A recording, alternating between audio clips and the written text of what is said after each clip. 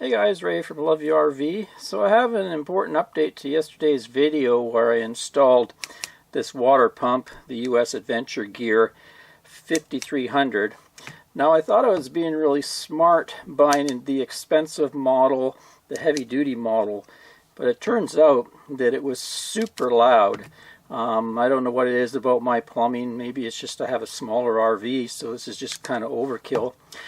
Some people mentioned maybe adjusting a screw down here, pressure switch screw. So I played around with that, and I could get it to stop kind of cycling, but then the pressure was way up high.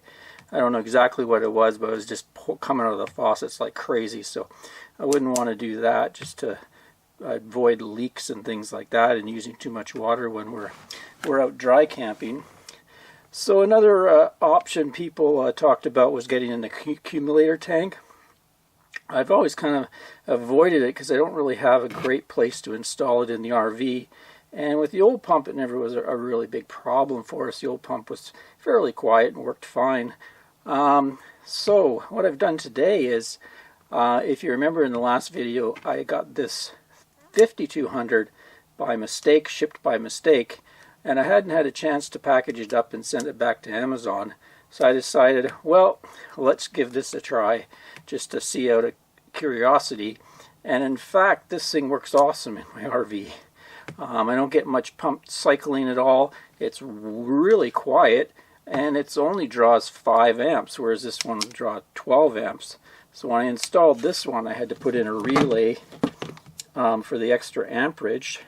This one I don't have to install the relay, and it works great, and it's cheaper. So live and learn, right? So sometimes the more expensive option isn't always the best. I started reading some of the information on the website, and this one was listed as an RV replacement water pump to replace ShurFlo and FlowJet and Lippert and a bunch of other pumps.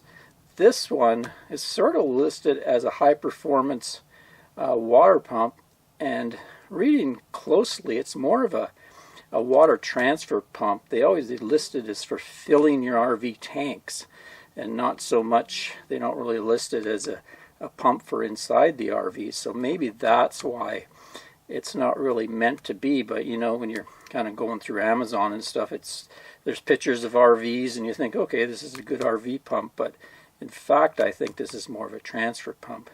So what I'm going to do is I'm going to keep this one, of course, and this one I'm going to use as my new transfer pump for my water bladder for boondocking.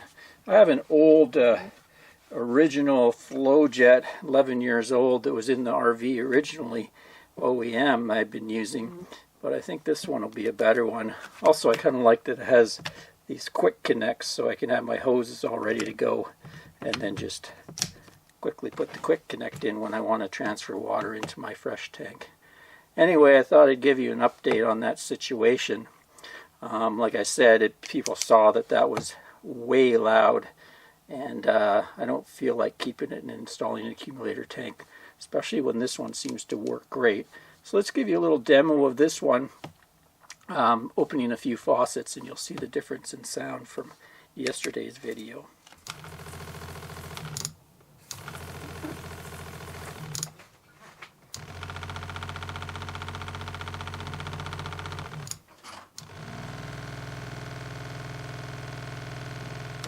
Okay, got the cover all back in place, so we'll give you a test of the sound now from the various taps.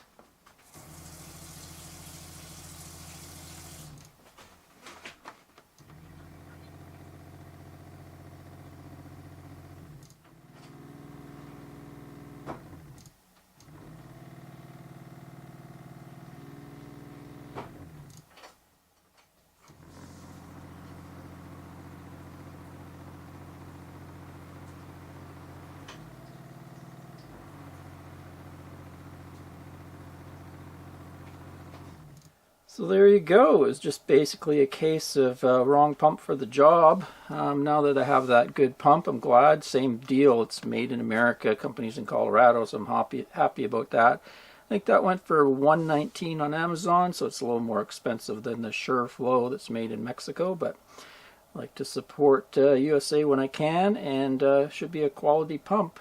If anybody's asking about what I'm going to do with the 12 volt wiring that I put in there, well, I think it'd be kind of nice. I'm glad I ran it anyway, because I had a thought that I could use it for things outside if I want to put some type of port or mount something outside that needed power. But I think what I'm going to do is right here, I'm going to get myself a 12 volt power socket, like a cigarette socket, and a USB-C, USB, the regular USB, and mount it in there so that we have a little power right by our chair there. That'll be handy for us, especially when I updated my TV antenna in the fall. I lost my 12 volt socket for the RV, so that'll be good. I'll utilize that power run for that. Till next time, Ray from loveyourrv.com. Cheers, everyone.